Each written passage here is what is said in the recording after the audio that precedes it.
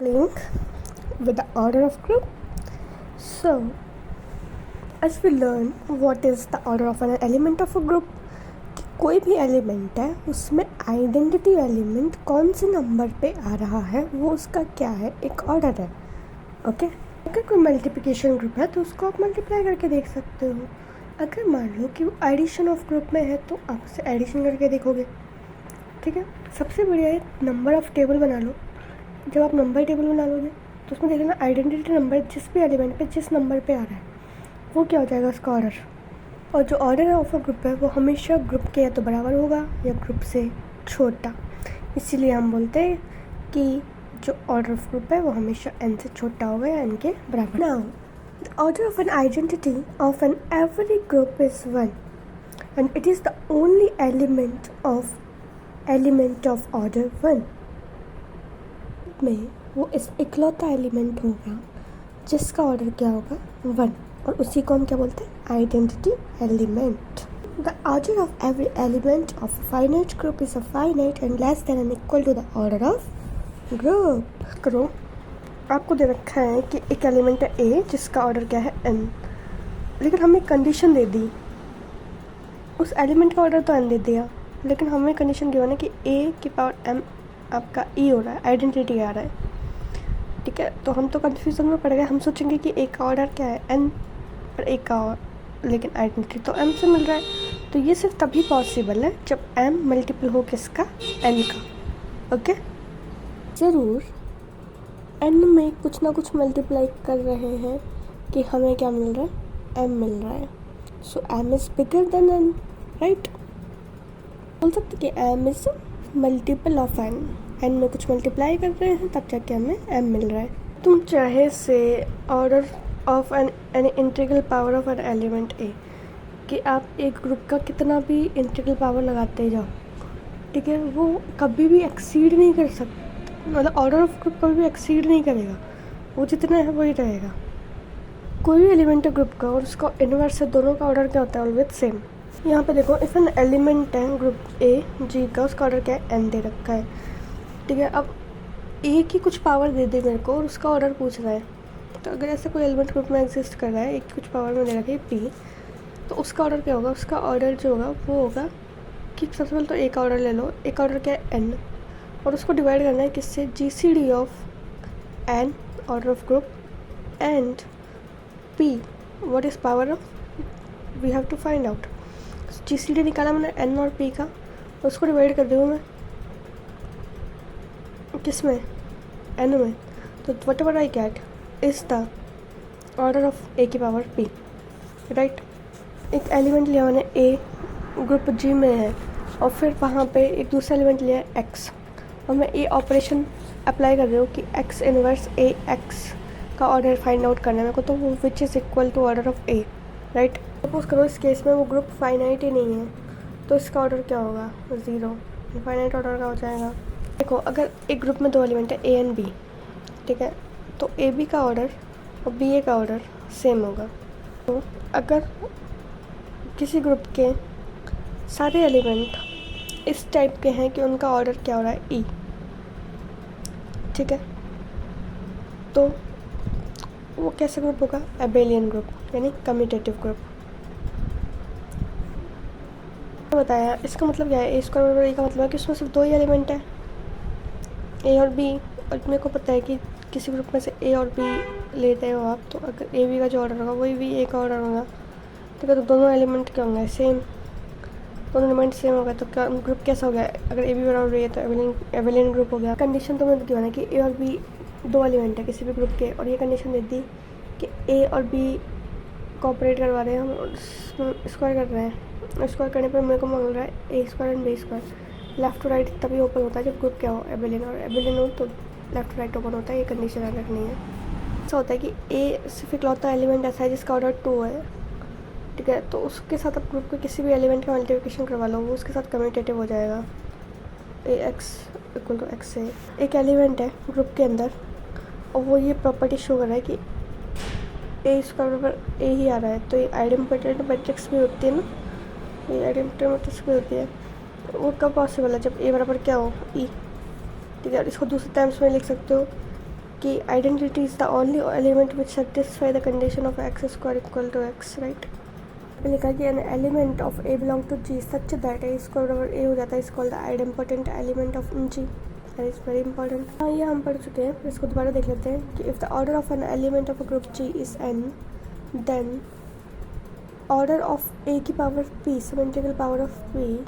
इसका मतलब क्या है कि N provided P and N are the relatively prime, right. इसका मतलब ये है कि और एक एलिमेंट है, इसका ऑर्डर एन दे रखा है, दूसरा एक एलिमेंट है ए की पावर पी, अगर उसका ऑर्डर भी सेम आ रहा है एन, तो इसका डायरेक्ट मतलब ये है कि जो आपका पी है that p is a power and n both are relatively prime.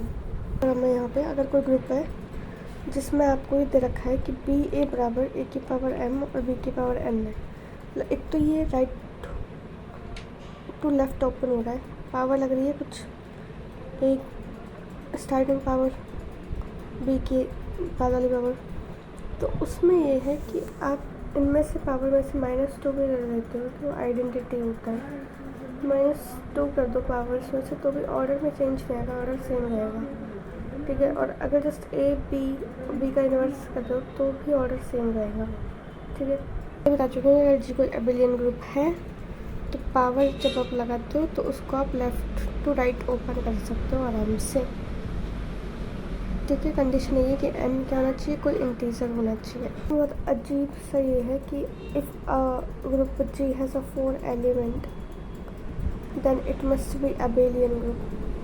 If every element of a group G is its own inverse, then it shows that G is abelian. If every element of group G is order of 2, then G is abelian. Permutation group, permutation क्या होता है basically, उसके elements क्या होता है, functions होते हैं basically, ठीक है। ये ऐसे होगा जैसे एक्स एक्स एक्स के ऊपर वाई वाई वाई है। अब इसमें ये है कि पहली चीज़ तो उसका जो परमुटेशन तब बोलते जब 1/2 हो, कैसे कि अगर ए से ए में डिफाइन हो रहा है कोई फंक्शन, ए से ए में, तो मतलब उसका जो रेंज सेट है वो भी ए के अंदर से आना चाहिए, क्लोजर प्रॉपर्टी होगी। और यहाँ पे 1 to 1 मतलब एक वैल्यू के लिए एक वैल्यू मिलनी चाहिए, और सारी रेंज के लिए कोई ना कोई प्रीम इमेज एग्जिस्ट है, तो 1/2 हो गया, ठीक है। अब इसको परमुटेशन को ट्रांसफॉर्मेशन बोलते हैं, बट परमुटेशन कब बोलते हैं उसको, इन केस कि ए हमारा क्या है, कोई फाइनाइट सेट है, ठीक है। प्रेजेंटेज जैसे ऊपर एक्स की वैल्यू आ गई, नीचे इनकी इमेज आ गई, 1/2 क्या होगा, इसकी प्री इमेज हो गई, मतलब ऊपर एक्स से नीचे वाई, पर इनपुट नीचे आउटपुट, जो of these must be distinct.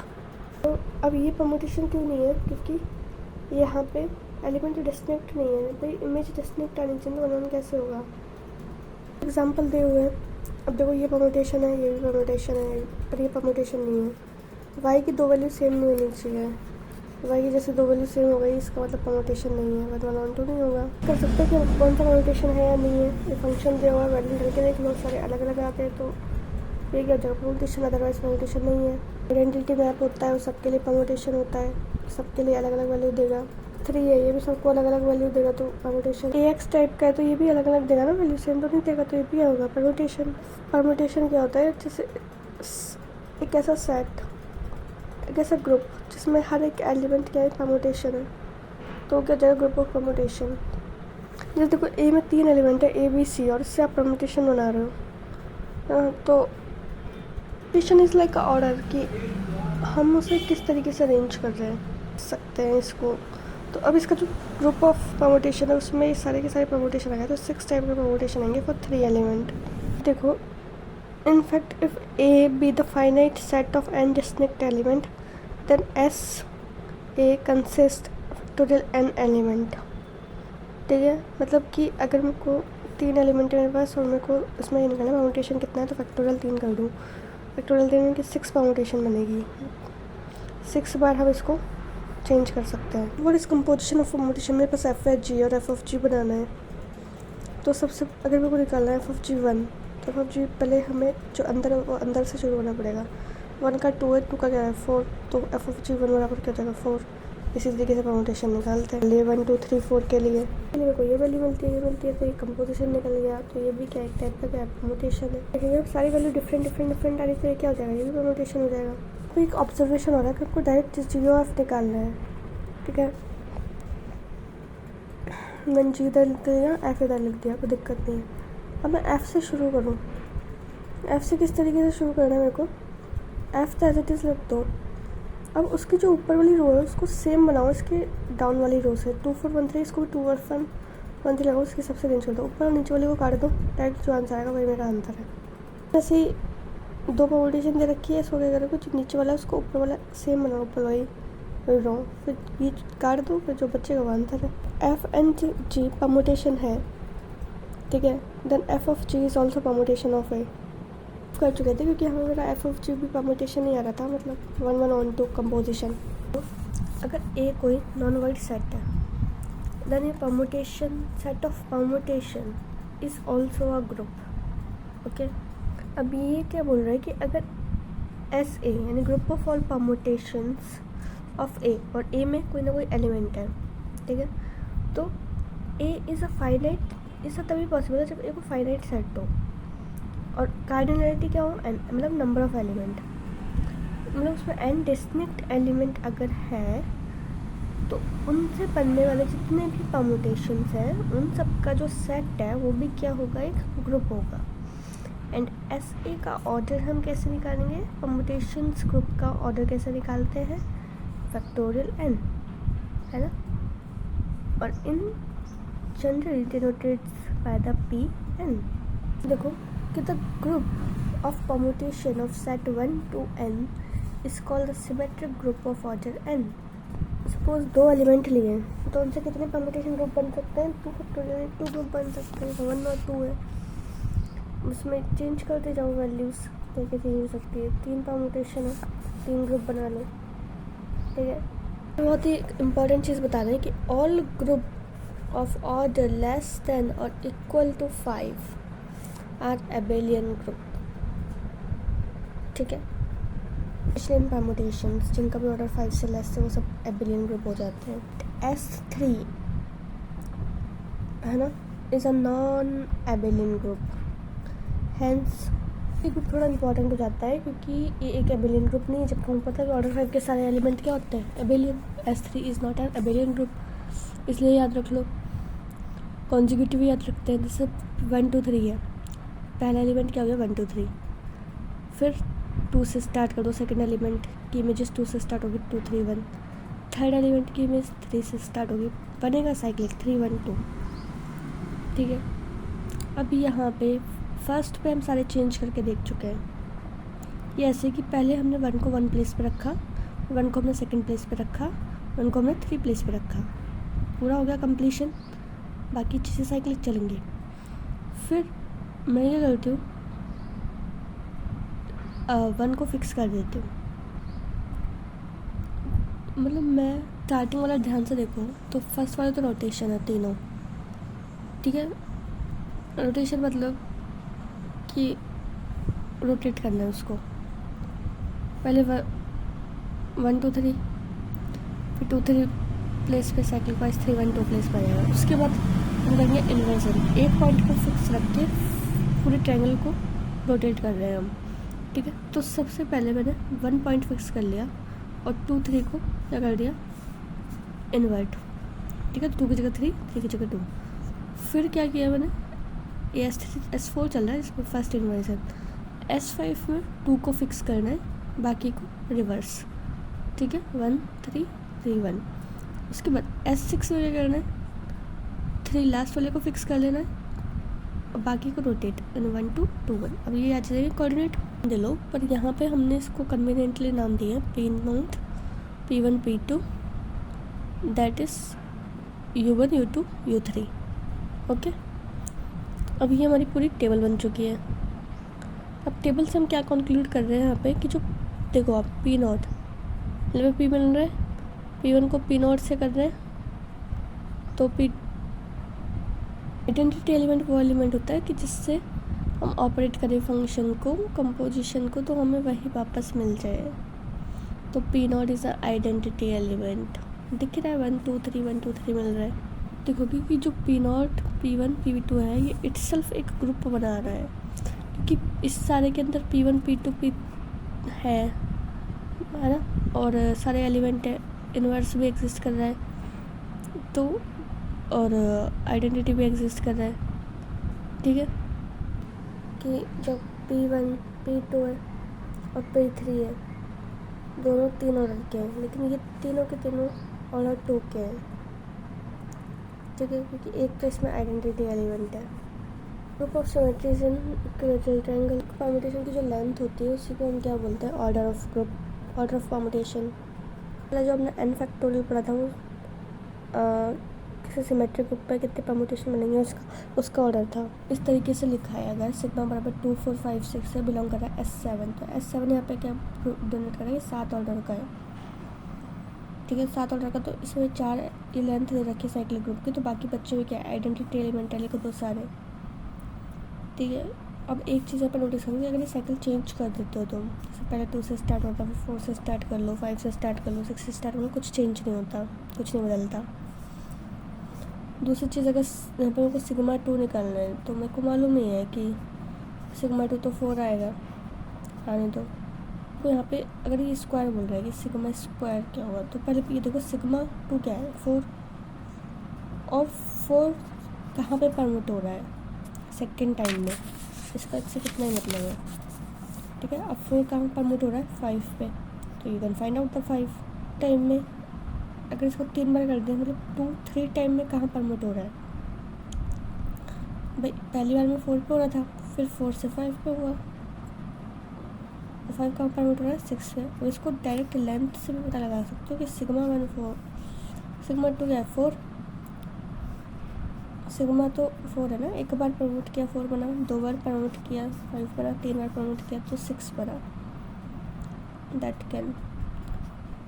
और अगर हम 4 बार ही प्रमोट कर देंगे तो वही एलिमेंट बन जाएगा, इसलिए इस ग्रुप का ऑर्डर क्या है, 4, कि कितनी बार प्रमोट करने पे वही एलिमेंट मिल जाए। तो 4 बार प्रमोट किया, वही एलिमेंट मिल जाएगा। निकलना परम्यूटेशन का, तो मैं उल्टा कर दूँ इसको, ऐसे ही उल्टा नहीं हो जाएगा, उल्टा फिर यहाँ से उल्टा करना पड़ेगा भाई, रो को कॉलम बना दो, कॉलम को रो बना दो, साइकिल बनाओ।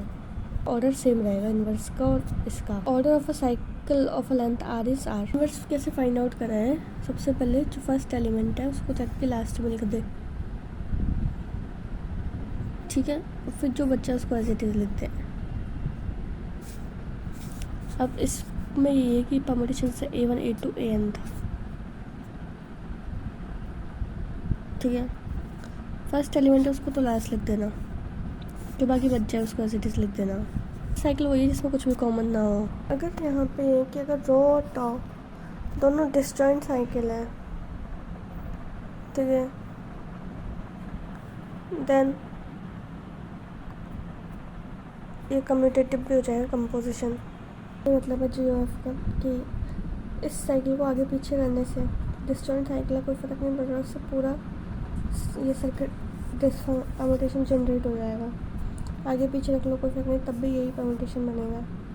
तो इसको बोलते हैं डिस्जॉइंट साइकिल। और ये जो हमें परम्यूटेशन मिलेगी वो पे आपस में मिल जाएगी। जॉइंट साइकिल के लिए कंपोजिशन क्या होता है, ऑलवेज सेम। या फिर इसको बोल सकते हैं composition product of two disjoint cycle is commutative. अब जैसे क्वेश्चन दे रखा है, इसमें सिग्मा दे रखा है, टॉ के दे रखा है, S7 है, मतलब बाकी एलिमेंट क्या होंगे, आइडेंटिटी। अब मुझको फाइंड आउट करनी है ये और ये दोनों कंपोजिशन। तो याद रखो कि अगर ये डिस्जॉइंट साइकिल है तो दोनों कंपोजिशन क्या होगी, सेम। क्वेश्चन देखो, ये और ये डिफरेंट साइकिल है, डिफरेंट साइकिल है नहीं है, डिस्जॉइंट नहीं है। अगर ये डिस्जॉइंट नहीं है तो ये कंपोजिशन कभी सेम नहीं होगा। देखो बढ़िया सा क्वेश्चन बता रही हूँ। अब यहाँ पे मेरे को निकालना है सिग्मा। इन्वर्स निकालने का सबसे बड़ा फॉर्मूला है कि सबसे पहले डिस्जॉइंट साइकिल निकाल लो। ये सारे डिस्जॉइंट साइकिल निकाल लिए। डिस्जॉइंट साइकिल निकालने के बाद क्या करना है, अब इसका इन्वर्स कैसे करेंगे, देखो राइट टू लेफ्ट करते हैं। सबसे पहले राइट टर्म लिखी जाएगी, फिर उसके बाद लेफ्ट टर्म लिखी जाएगी, फिर राइट टर्म का अगर इन्वर्स लिख रहे हो तो राइट से स्टार्ट कर दो, 9 7 8 5, फिर इसका भी राइट से स्टार्ट करो, 2 4 3 1, जो निकलेगा वो उसका इन्वर्स होगा। इससे आप साइकिल जनरेट कर सकते हो। ऑर्डर ऑफ परमुटेशन साइकिल निकालना है तो डेफिनेटली मैं क्या करूँ कि सबसे पहले जो जितने भी डिस्जॉइंट साइकिल है उनका लेंथ का क्या निकालूँ एलसीएम। यहाँ पे देखो कि the order of permutation of a finite set is the LCM of the length of disjoint cycle. Transposition is a cyclic permutation of length order 2. Every cycle of length r can be expressed as a product of r minus 1 transpositions. अगर कोई r length का transposition है तो r minus 1 transposition बनाएगा इसको। So every permutation of Sn is the product of n minus 1 transpositions. Inversion क्या चीज़ है देखो कि अगर ऑर्डर तो जैसे 1 2 3 नंबर है, ठीक है, इनपुट सीक्वेंस वाइज है, ठीक है, लेकिन आउटपुट मतलब बड़े के लिए छोटा मिल रहा है, छोटे के लिए बड़ा, तो उसको क्या बोलेंगे इन्वर्जन। और total number of inversion the permutation is called the signature, right. Signature even आता है तो मतलब इवन परमुटेशन है, सिग्नेचर ओड आता है तो ऑड परमुटेशन है, आइडेंटिटी परमुटेशन है तो इवन परमुटेशन होगा क्योंकि उसका सिग्नेचर क्या होता है हमेशा जीरो। एक ही एलिमेंट है तो सिग्नेचर तो कंपेयर करके निकलता है तो सिग्नेचर क्या हो जाएगा उसका जीरो आइडेंटिटी परमुटेशन का। ट्रांसपोजिशन होता है उसको क्या कहा जाता है और परमुटेशन, ठीक है, रिमेंबर रखो कि ट्रांसपोजिशन क्या है। और कॉम्बिनेशन बन रहा है जैसे दो साइकिल्स का, ठीक है, अगर दोनों सेम डिग्री के हैं, डिग्री सेम है दोनों की, तो कंडीशन है कि डिग्री सेम होनी चाहिए। जैसे ये भी 7 ऑर्डर का है, ये भी 7 ऑर्डर का है, तो उस केस में क्या है कि अगर दोनों को मल्टीप्लाई कर रहे हो तो दोनों साइकिल अगर इवन आते हैं, दोनों और आते हैं तो उस केस में इवन होगा। अगर एक इवन है एक और तो और हो जाएगा। अगर मान लो ट्रांसपोजिशन के फॉर्म में इसको लिख रहे हो, ठीक है, then sigma is even if m is even. Total number of transposition अगर इवन है तो पूरी परमुटेशन क्या हो जाएगी even. Total number of transposition और है तो पूरी ट्रांसफॉर्मेशन क्या हो जाएगी और। ट्रांसपोजिशन से तो डायरेक्ट कनेक्शन है इसका कि ट्रांसपोजिशन और है तो साइकिल और ट्रांसपोजिशन इवन है साइकिल और। लेकिन अगर लेंथ पे जाए, नंबर ऑफ ऑर्डर पे जा रहे हैं, ठीक है, अगर साइकिल की लेंथ आर है और आर क्या है इवन है तो परमुटेशन कैसा होगा ऑड। और अगर लेंथ, क्योंकि मेरे को पता है कि आर लेंथ का तो ट्रांसफॉर्मेशन r माइनस 1 बनाता है, तो अगर ट्रांसफॉर्मेशन के साथ डायरेक्ट कनेक्शन है तो लेंथ के साथ इन्वर्स कनेक्शन होना चाहिए। लेंथ इवन है तो परमुटेशन और, लेंथ ऑड है परमुटेशन इवन। ग्रुप और सिमेट्रिक ग्रुप का हमारा ऑर्डर पड़ता है फैक्टोरियल n। अगर हम इवन परमुटेशंस की बात कर रहे हैं, इसको an बोलते हैं, n डिग्री की है परमुटेशन, तो अब इसका ऑर्डर क्या होगा n फैक्टोरियल बाय 2। इसी इवन परमुटेशन के ग्रुप को क्या बोलते हैं alternating group of degree n, जिसका ऑर्डर कितना होता है फैक्टोरियल n बाय 2।